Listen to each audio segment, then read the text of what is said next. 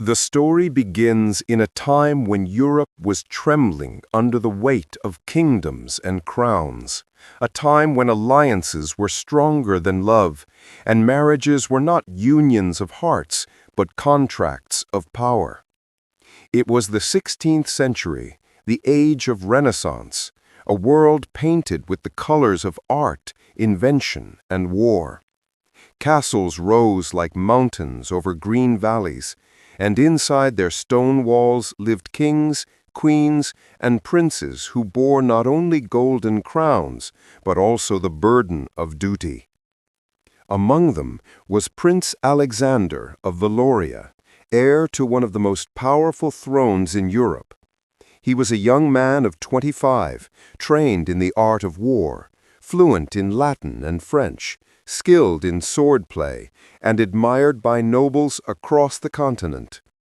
His father, King Richard, was a ruler feared and respected, a man whose vision was not love, but power, whose dream was to bind his kingdom with alliances across Europe. Yet Alexander's heart was not carved from stone like his father's. Beneath his noble robes and shining armor beat a heart that longed not for war or politics, but for something forbidden, something that could shake the very foundations of the throne he was meant to inherit. The kingdom of Valoria stretched from snow-covered mountains to golden coasts where ships sailed for distant lands. Inside the great royal castle, life moved with discipline. Knights polished their armor, maids whispered rumors in stone corridors, and nobles dined in halls where golden chandeliers sparkled above them. But beyond those walls, in the bustling town below, life was different. Merchants shouted in the market squares, children played along cobblestone streets, and music of wandering minstrels filled the air. It was here, far from the marble chambers of the palace, that destiny prepared a meeting that would change history. Her name was Isabella, the daughter of a scholar who once served in the royal library. She was 22, with raven dark hair that flowed like silk, and eyes the color of emerald fields in spring. She was not born of nobility, nor did she possess lands or wealth, yet she carried herself with a grace that no crown could bestow. Isabella had grown up among books, learning the stories of ancient heroes, poets, and philosophers. She helped her father in his small study at the edge of the town, where parchment and ink carried the wisdom of centuries. But though her world was filled with knowledge, her heart dreamed of something greater, something she could never quite name. It was on a spring morning that fate played its hand. The kingdom was alive with celebration. Banners of crimson and gold danced in the wind. Bells rang from cathedral towers, and the streets were crowded for the annual Festival of Renewal, a day when commoners and nobles alike mingled to honor the coming of spring. Prince Alexander, though forbidden by his father to mix freely with the people, disguised himself in a simple cloak and slipped from the castle with a few trusted guards.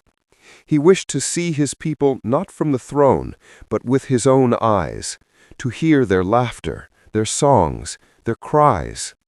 And it was there, in the midst of music and color, that he saw her. Isabella stood by a small stall, helping her father sell manuscripts and rare scrolls. The sunlight touched her face, and Alexander felt something stir within him, something he had never known in battles or banquets. She looked up, their eyes met, and for a heartbeat the world grew silent. Alexander approached the stall, pretending to be nothing more than a curious traveler. He picked up a scroll and asked softly, "Do you know the story written here?" Isabella smiled, her voice calm yet strong. "Of course. It is the tale of Orpheus and Eurydice, a love so deep that even the underworld could not break it, though fate was unkind." Her words pierced him, for though she spoke of ancient lovers, Alexander felt as though she was speaking to him. He studied her, not as a prince, but as a man who, for the first time, was truly alive. Isabella, unaware of who he was, found herself curious about this stranger with noble posture and eyes that carried both strength and sorrow. They spoke only briefly, of stories, of music, of spring. But when Alexander left, he carried her voice in his heart like a secret flame. Back in the castle, Alexander could not forget her. He walked the marble halls with his thoughts chained to her smile. His tutor spoke of politics, his father of war, but in every word he heard only Isabella's name. He longed to see her again, though he knew the danger. For in Valoria, a prince's life was not his own. His marriage was a matter of treaties, his love a weapon of politics. To fall for a commoner was not merely scandal, it was treason against the throne. And yet, his heart was no longer his to command. A week later, fate once more guided his steps. He ordered his guards to take him through the town again, this time under the pretense of studying old manuscripts. He found himself at Isabella's father's study, where parchment and ink filled the air with their familiar scent. Isabella greeted him with surprise, yet also with warmth. "You return, traveler?" she asked, playfully. Alexander smiled, though behind that smile lay a truth he could not reveal. "I could not resist," he said. "Your stories stay with me." Thus began a series of meetings, innocent at first, filled with talk of history, of poetry, of dreams. Isabella spoke of her longing to see the world beyond Valoria, and Alexander listened as though every word were a jewel. He, in turn, shared thoughts he dared not speak in court: the burdens of duty, the fear of becoming a king without ever being a man. And slowly, secretly, a bond formed. But whispers travel fast in kingdoms. A guard noticed his prince's absence. A servant whispered of a cloaked figure in town. Though none yet knew of Isabella, the shadow of suspicion began to creep. And in the castle, King Richard planned a marriage for his son, an alliance with the kingdom of Aragon, sealed by union with a princess of royal blood. For the king, love was irrelevant. The throne demanded obedience. Alexander knew nothing yet of these plans. All he knew was the beating of his heart when Isabella spoke, and the haunting silence when she was gone. Thus begins the secret that one day would shake a kingdom. A prince bound by duty, a commoner bound by fate, and a love that dared to exist where it should not.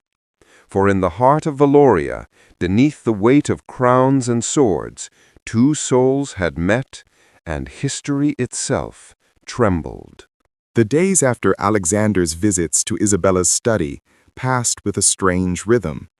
In the castle, the prince fulfilled his duties, attending councils, training with knights, appearing in banquets where golden goblets overflowed with wine. Yet his mind was never there. Every word spoken by lords and nobles felt hollow compared to the voice of Isabella echoing in his memory. And so he returned again and again, at first in secrecy, then in longing. What began as a curiosity soon turned into something neither of them could resist. In the dim light of her father's library, amid scrolls and ink, their souls began to weave together like threads in an unseen tapestry.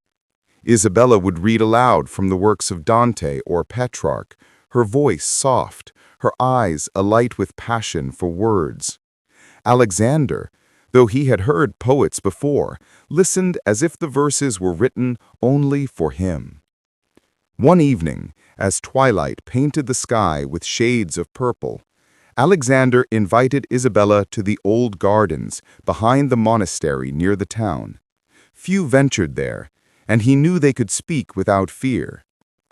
The air smelled of roses and earth, and fountains trickled with water that glowed beneath the moonlight. Isabella, wearing a simple white gown, seemed to Alexander like a vision, too delicate, too beautiful for the harsh world of kingdoms. "You should not have brought me here," she whispered nervously. "If anyone were to see—" "No one will," Alexander assured her, his voice both gentle and firm. "And even if the world itself stood watching, I would not care." She looked at him, startled by the boldness of his words. For the first time, she began to suspect what her heart already feared, that this was not mere friendship, but something far more dangerous. They walked among the roses, silence heavy between them. Finally, Alexander stopped, turning to face her. "Isabella," he said, his voice trembling, though he was a prince trained never to show weakness. "I have stood on battlefields, I have faced swords drawn against me, yet never have I felt fear like this, the fear of losing what I have found in you." Her eyes widened. "My lord, I am not of your world. I am no princess, no noblewoman. What you speak of, it cannot be." "Cannot?" His tone grew desperate. "Or must not? For I care not for crowns or alliances. In your presence, I remember that I am not only a prince, I am a man. And my heart is yours." For a long moment, Isabella could not speak. Her hands trembled, her breath caught. And then, softly, as though the words themselves carried danger, she whispered, "And mine, Alexander, is yours." Under the blossoming branches, their hands found each other, hesitant at first, then firm. It was not yet a kiss, not yet the final surrender, but in that simple touch lay a promise stronger than any vow uttered in a chapel. Above them, the moon rose high, bearing silent witness to a love that dared to defy the chains of birth and blood. From that night onward, the garden became their sanctuary. Sometimes they met in the monastery's courtyard, sometimes by the quiet banks of the river where fireflies danced in the summer air. They spoke of dreams, of seeing the world together, of sailing beyond the horizon, of building a life not bound by crowns. Alexander shared stories of his childhood in the castle, of the weight he carried as heir. Isabella told of her father's sacrifices, of the loneliness of being neither noble nor poor, caught between worlds. Their conversations became their refuge, their laughter a rebellion against the silence expected of them. And one night, as the bells of the cathedral rang midnight, Alexander finally bent and kissed her. A kiss not of lust, but of surrender. A kiss that sealed the love neither law nor king could erase. But while love blossomed, shadows lengthened. In the castle, King Richard grew restless. His council urged him to strengthen ties with Aragon by betrothing Alexander to Princess Eleanor, a union that would bring wealth, armies, and security. "Your son is of age," Lord Magnus reminded the king. "The throne must be secured through marriage, not delayed by whims of the heart." The king agreed. Plans were laid for a royal announcement. Letters were sent across seas.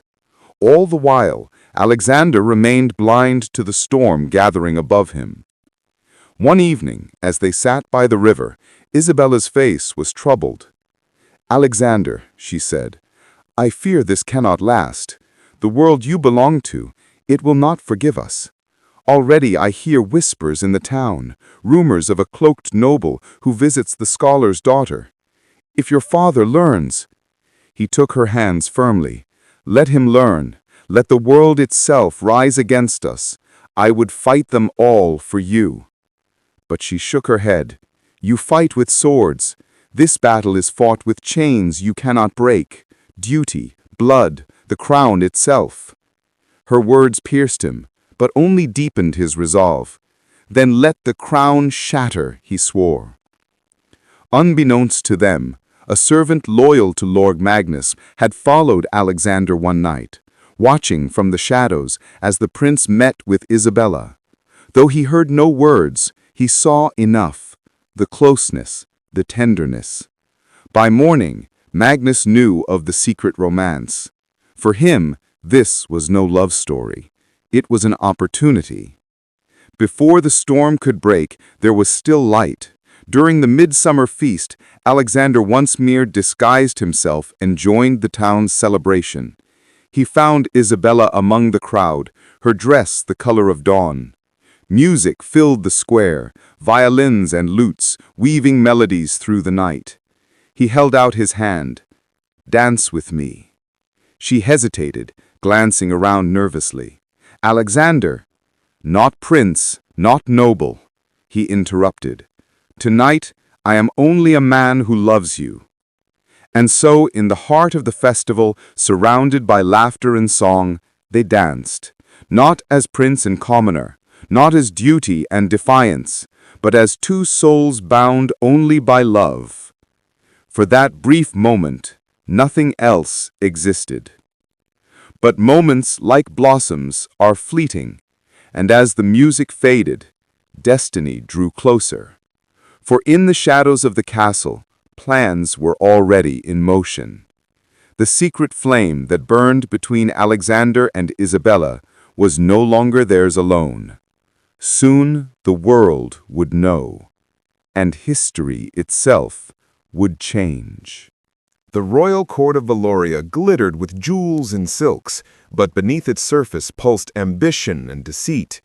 Lords whispered in corners, ambassadors bargained over treaties, and the future of kingdoms was decided not with swords, but with marriages. It was here that Lord Magnus, with cold calculation, placed his words before the king. "My liege, the time has come. The heir of Valoria must be bound in marriage to the Princess of Aragon. With her dowry comes not only wealth, but fleets and soldiers. Together we will stand unshaken." King Richard's face was stern, his eyes heavy with the weight of kingship. "Yes," he said, "it is time. Alexander will marry Eleanor before the year's end. A son cannot choose his heart when a throne depends upon his hand."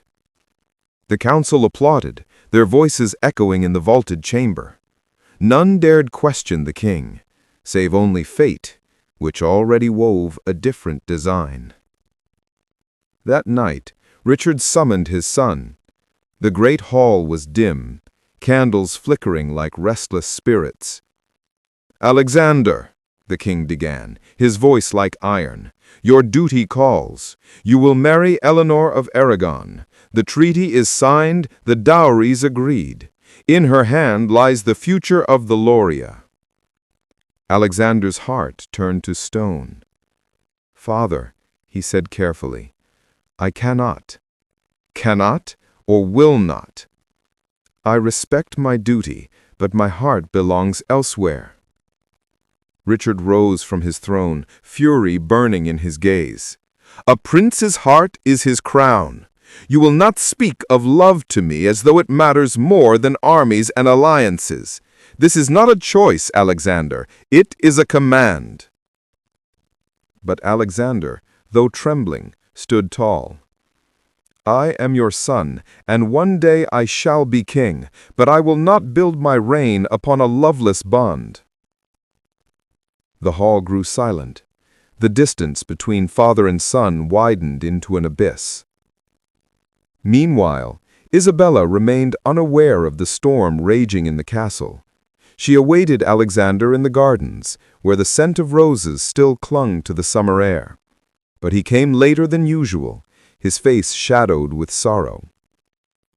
"What troubles you?" she asked softly. "They would have me wed another, a princess from Aragon. They seek to chain me with treaties and crowns, but I cannot. Isabella, I cannot." Her face paled. And if they discover us, what then? I am no princess, no ally. I am nothing to them but a threat. You are everything to me, I swore. I will not abandon you. Let them rage, let them plot. I would sooner renounce the throne than renounce our love. But even as he spoke, shadows stirred beyond the garden walls. Magnus's spies had followed again, their ears sharpened for betrayal. Days later, whispers reached the king. Servants spoke of secret meetings, of the prince's visits to the scholar's daughter. Richard's rage thundered through the castle. "Bring her before me," he ordered. But Magnus, ever cunning, counseled patience. "No, my liege, to act now is to risk rebellion of the prince's heart. Better to wait. Let the noose tighten. Let him condemn himself." And so, a trap was set. A grand banquet was held in the castle, nobles from across the realm invited. Music swelled, torches blazed, goblets overflowed. At the high table sat Princess Eleanor, her golden hair braided with pearls, her smile sweet but distant. But then, as though fate itself were cruel, Isabella appeared. She had come not by her own will, but by the summons of Magnus, disguised as a request from the royal library. She entered the hall unaware, her simple gown stark against the noble's splendor. But the moment Alexander's eyes fell on her, his mask shattered. He rose instinctively, his voice breaking the silence. "Isabella!" The hall froze. Nobles gasped, whispers hissed like serpents. Eleanor's smile faltered. Richard's hand slammed upon the table. And in that minute, the secret was no more. "Guards!" Richard roared. "Seize her!" Isabella stood frozen, her eyes wide with terror. Alexander rushed forward, drawing his sword not against enemies of war, but against his father's men. "Touch her and you face me!" he cried. The hall erupted into chaos, nobles shouting, Eleanor weeping, guards hesitant between king and prince. "Have you lost your senses?" Richard thundered. "You would throw away your crown, your kingdom for a peasant girl?" "She is no peasant," Alexander declared, his voice shaking with fury and love. "She is the only truth in a world of lies, and if love is treason, then let me be a traitor." Isabella, trembling, stepped between them. "Please," she begged, her voice breaking, "do not do this. Do not bring ruin upon yourself for me." But Alexander would not yield. His sword gleamed in the firelight, his heart unshaken. Richard's face hardened into stone. "If you continue down this path, you are no son of mine. The throne will pass to another. You will be cast aside, nameless, forgotten." For a moment, silence hung heavy, as though the entire kingdom held its breath. And then, softly, Alexander lowered his sword, but his words cut deeper than steel. "Better to be forgotten with love than remembered with chains." The banquet ended in shambles, the court divided, the future uncertain. Isabella was taken away under guard, not yet imprisoned, but watched, her freedom a thread easily severed. Alexander stood alone, his heart torn between duty and love, father and future. And somewhere in the shadows, Magnus smiled, for the trap was sprung, and the kingdom of Valoria trembled on the edge of betrayal. After the banquet's chaos, Isabella was not thrown into the dungeons, but she was no longer free. Guards shadowed her every step, and she was confined to a small chamber in the eastern wing of the castle. To the nobles, it was mercy. To her, it was a cage. Alexander begged his father for her release, but Richard remained unmoved. "You are blind," the king spat. "This girl is poison to your bloodline. I will not see Valoria destroyed by your weakness." Yet weakness was not what Alexander felt. It was strength, fierce and unyielding, born of love. Still, he knew one wrong step could doom Isabella forever. Whispers spread like wildfire. In taverns and marketplaces, common folk spoke of the prince's defiance, of his love for a scholar's daughter. Some mocked at his folly, but many, so many, admired his courage. For in a world ruled by power, the thought that a prince might choose love over crown gave hope to hearts long silenced. But in the halls of power, hope was treason. Lords whispered of rebellion. Allies questioned Valoria's strength.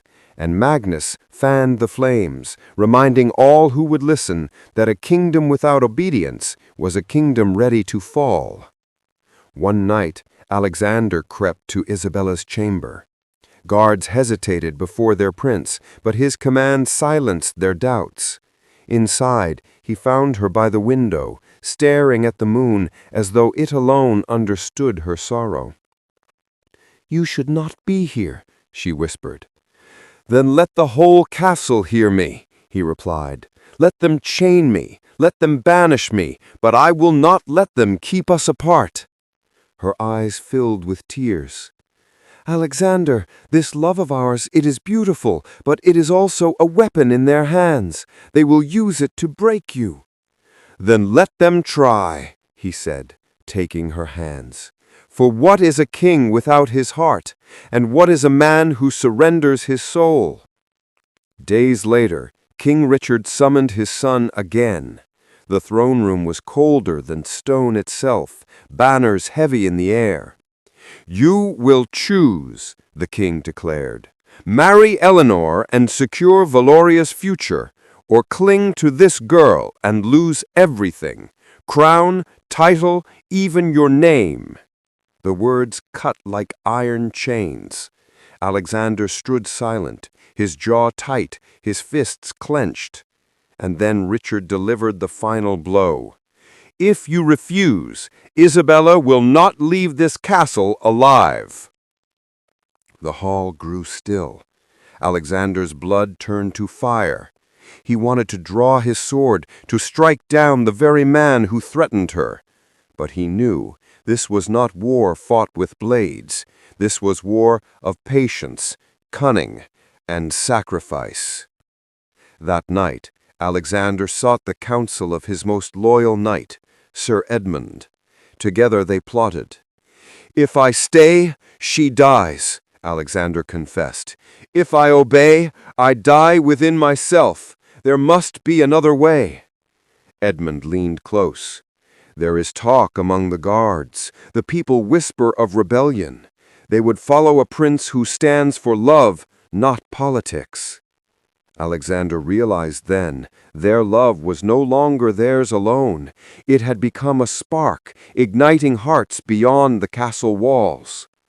One stormy night, cloaked in shadows, Alexander and Edmund freed Isabella from her chamber. She clung to him as they slipped through secret passages beneath the castle, corridors built long ago to smuggle kings in times of war. But they were not unseen. Magnus had anticipated the attempt. Soldiers blocked their path, steel flashing in torchlight. "Go!" Alexander cried, drawing his sword. "Edmund, take her to safety." Isabella resisted, screaming his name, but Edmund dragged her forward. Alexander fought like a lion, his blade a storm of defiance, yet he was only one against many. Blood stained the stones, cries echoed in the dark, and though he felled many, he was struck down, captured, and bound. Word spread swiftly. The prince had been imprisoned for love. In the town below, fury erupted.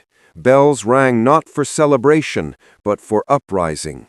Farmers left their fields, merchants abandoned their stalls, soldiers questioned their oaths. "Free the prince! Free Isabella!" they cried. Torches blazed in the streets, drums thundered. What had begun as a secret romance now shook the kingdom itself. In the council chamber, Magnus pressed his advantage. "Your Majesty, see how far he has fallen. Your son betrays crown and country for a girl. If you do not act, you will lose both kingdom and throne." Richard, torn between rage and doubt, agreed to a terrible course. "Tomorrow," he decreed, "the girl shall be exiled or executed if she returns, and Alexander will be stripped of his title." The words slithered like serpents. Magnus bowed, a serpent satisfied. Yet deep inside, even the king felt a shadow of doubt. Could it be that love had more power than fear? On the eve of Isabella's exile, a parchment surfaced. Hidden letters written by King Richard's own late queen, Alexander's mother. She had loved not as a queen bound by treaty, but as a woman who once defied her own family to wed Richard. The letters revealed a truth none had dared whisper. Valoria itself was built not on alliances, but on love, defying chains. When Alexander learned of these letters, he held them high before the people. "My mother's love built this throne. If love was strong enough to found a kingdom, then love is strong enough to save it." The words spread like wildfire.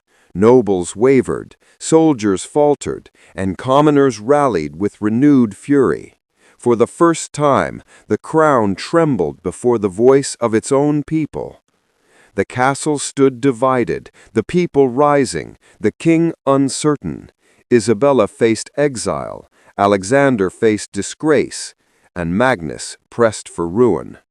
But the secret, the truth of love stronger than treaties, had been unleashed, and it would not be silenced. The stage was set for the final act, where love and destiny would collide, and history itself would be rewritten. Dawn broke over Valoria, not with peace, but with tension. Bells rang across the city, summoning nobles and commoners alike to witness the fate of their prince and his beloved.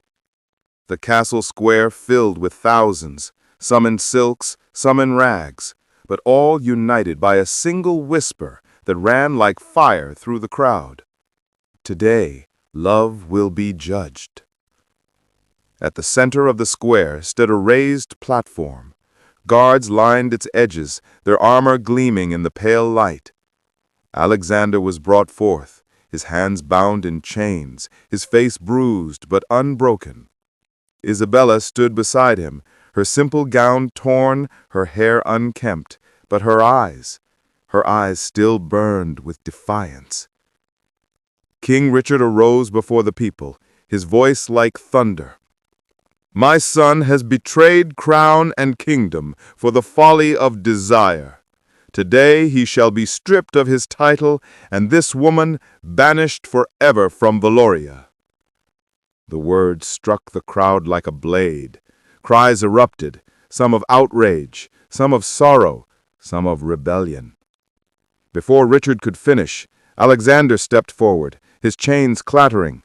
"My people," he shouted, his voice carrying over the noise. "You know me not as a king, but as a man. I was born to inherit a crown, but I have found something greater, a truth no army can conquer, no treaty can bind. That truth is love." The crowd roared.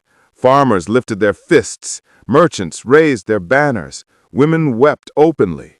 Soldiers in the king's own guard shifted uneasily, torn between oath and heart. Then Isabella's voice rang out clear and unshaken. "I never sought a crown. I never sought power. All I wished was to live and love freely. If that is treason, then I am guilty. But if you believe love is not a crime, stand with us."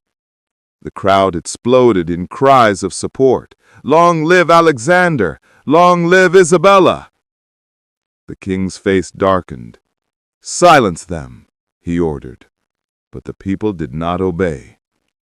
Magnus, ever cunning, saw his chance slipping.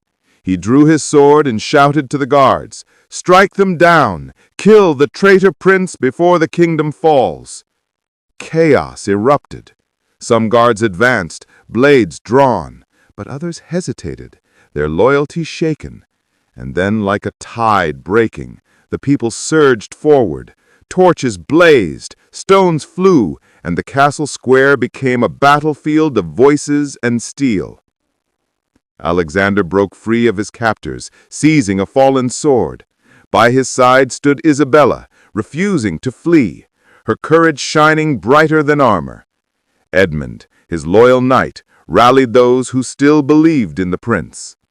The clash was fierce, steel against steel, cry against cry. Amid the chaos, Alexander faced his father. Richard stood upon the steps of the platform, his crown glinting, his eyes filled with wrath and sorrow.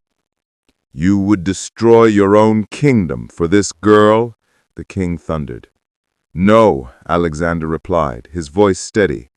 "I would save it from becoming a prison where no man, not even its king, may follow his heart." Richard raised his sword, but for a moment his hand trembled. Memories of his own youth, of the queen he once loved, flickered in his mind. He saw not just his son, but himself reflected in those defiant eyes. Before Richard could strike, Magnus lunged, blade aimed at Alexander's back.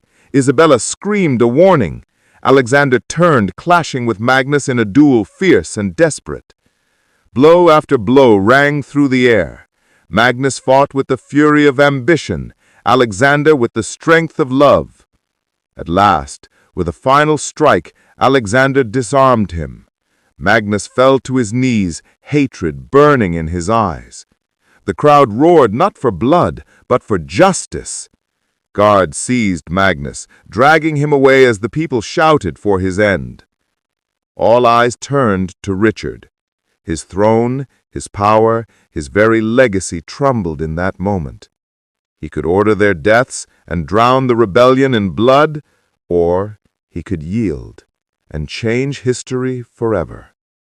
The silence was heavy, and then, slowly, Richard lowered his sword. "My son," he said, voice breaking, "perhaps I was wrong.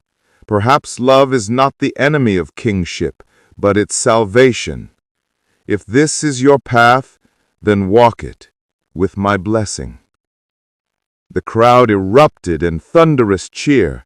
Bells rang from every tower, not for judgment, but for freedom. Days later, in the great cathedral of Valeria, Alexander and Isabella stood before the altar, not as prince and commoner, but as equals, two souls united not by politics, but by love. The people filled the cathedral, nobles and peasants side by side. Richard himself placed his hand upon theirs, crowning not only a future king, but a love that had defied every chain. When Alexander kissed Isabella beneath the soaring arches, it was not only a vow between two hearts, it was a vow to an entire kingdom, that love would rule where fear once reigned. Years passed, and their story spread across Europe. Songs were sung of the prince who chose love over power, of the commoner who became queen not by birth, but by heart. Other kingdoms scoffed, some even threatened war, but Valoria stood stronger than ever, united not by treaties, but by loyalty freely given. Historians would one day write that this love story changed the course of Europe, that it marked the dawn of a new age where hearts could no longer be bound by chains of blood alone. And in the hearts of the people, their names lived on: Alexander the Beloved, Isabella the Brave. For they proved that sometimes the greatest power in history is love.